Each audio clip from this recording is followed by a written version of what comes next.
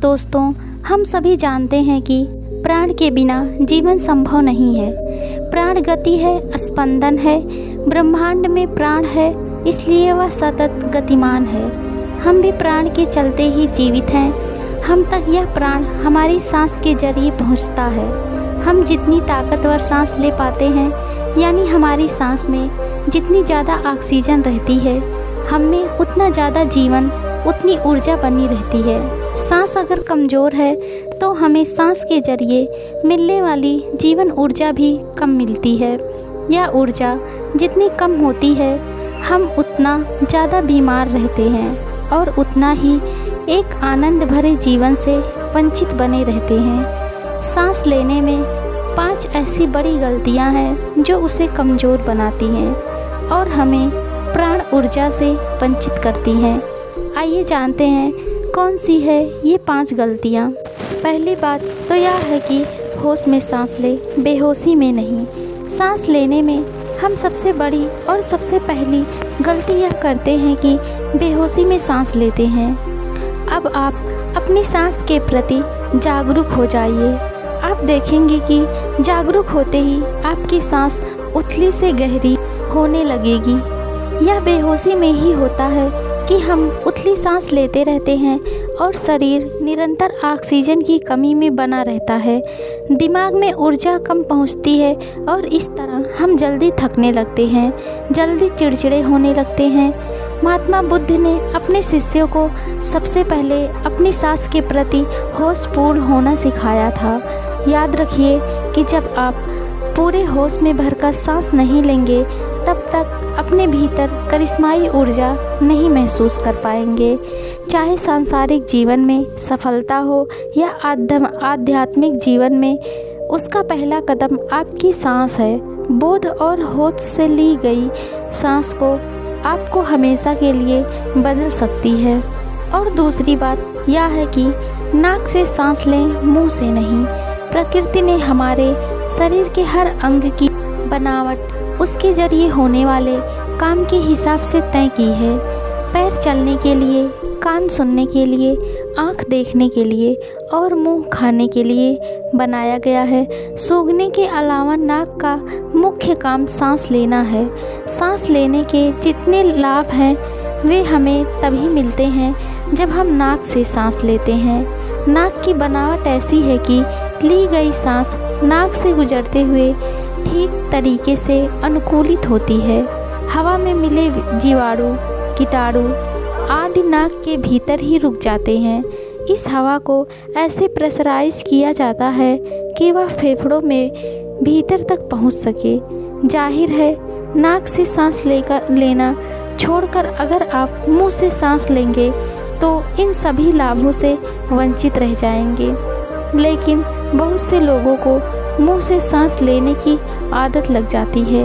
वे रात को भी मुंह से ही सांस लेते हैं। यही वजह है कि सुबह उन्हें गला सूखा और दर्द करता हुआ मिलता है। अगर वाकई आपको रात को मुंह से सांस लेने की आदत है तो आप टेप लगाकर अपना मुंह बंद करके सोएं। सुनिश्चित करें कि आप हमेशा नाक से ही सांस ले रहे हैं और नाक से ही सांस छोड़ रहे हैं। तीसरी ज़रूरी बात यह है कि पेट से सांस लें, छाती से नहीं। क्या आपने सांस लेते हुए किसी छोटे बच्चे को देखा है? ज़रा देखिए उसे। आप पाएंगे कि सांस लेते हुए उसका पेट फूलता है। ऐसा इसलिए होता है क्योंकि बच्चे पेट से सांस लेते हैं। यही सांस लेने का सही तरीका भी है। पेट से सांस लेते हुए डायाफ्राम जब फैलता है तो पेट फूलता है। योग में इसे डायाफ्राम ब्रीदिंग कहते हैं। अगर आप अपनी सांस के प्रति थोड़ा भी जागरूक होंगे तो पाएंगे कि जब भी आप अपने काम में ज़्यादा व्यस्त होते हैं, आपकी सांस बहुत उथली हो जाती है। यानी आपकी सांस छाती के ऊपरी हिस्से से नीचे की ओर ही नहीं जाती, वह ऊपर से ही लौट आती है। नतीजन आपके शरीर को पर्याप्त ऑक्सीजन नहीं मिल पाती। आप अगर कुछ दिनों तक डायाफ्राम ब्रीदिंग का अभ्यास करें तो आप धीरे धीरे शरीर को पेट से सांस लेने की आदत डाल सकते हैं। अभ्यास करने का सबसे सरल तरीका है कि जब आप पीठ पर लेट जाएं और अपने पैरों को फोल्ड करके अपने हिप्स के करीब ले आएं। अब आप अपना बायां हाथ पेट पर रख लें और दायां हाथ शरीर के समांतर ज़मीन पर ही रहने दें। सांस लेते हुए अपने पेट पर रखे हाथ को ऊपर उठता महसूस करें। जितनी देर सांस लें उतनी ही देर सांस छोड़ें। रोज़ 5 से 7 मिनट का ऐसा अभ्यास आपको पेट से सांस लेने का आदी बना देगा।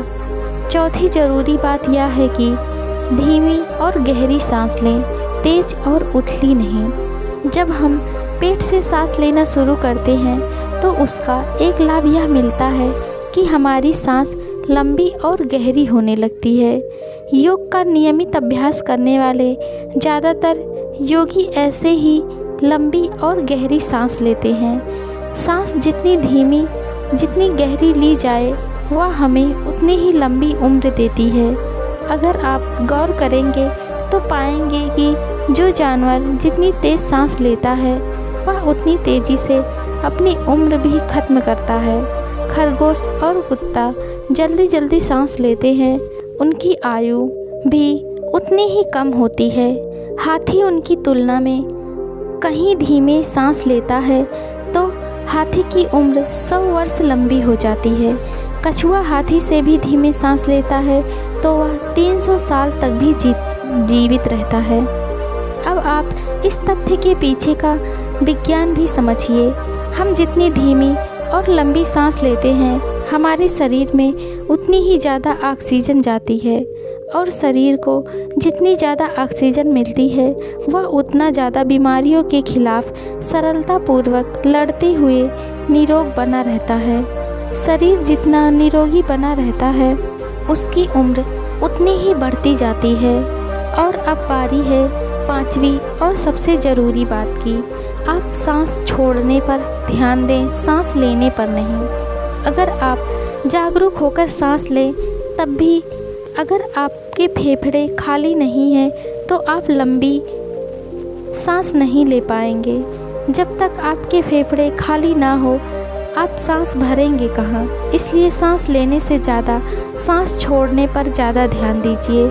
जानने की ज़रूरत है, आप इसे स्वयं करके देखिए। अपनी सांस के प्रति जागरूक रहते हुए आप सामान्य से ज़्यादा समय तक सांस छोड़िए। आप जितनी देर तक सांस को छोड़ेंगे आप उतनी ही देर तक सांस को खींच भी पाएंगे। यानी आपका रेचक जितना लंबा होगा पूरक भी उतना ही लंबा होगा। रेचक सांस छोड़ने की क्रिया को कहते हैं और पूरक सांस लेने की क्रिया को। यह ऐसा ही है कि आप एक झूले को जितना पीछे ले जाते हैं वह उतना ही आगे भी जाता है। अगर आप सांस को ठीक से छोड़ेंगे नहीं और फेफड़े पूरी तरह सिकुड़ेंगे नहीं तो वे पूरी सांस भरकर ज़्यादा खुल भी नहीं पाएंगे। यानी जब भी आपका लंबी गहरी सांस लेने का मन हो आप तब उतनी ही देर सांस छोड़ने का काम करें। आप सांस छोड़ने का पर ही ध्यान दें, सांस लेना अपने आप घटित होने दें। शरीर अपनी सांस की कमी को आपसे खुद ही पूरा करवा लेगा। Thank you. Please like, comment, share and subscribe. Thank you.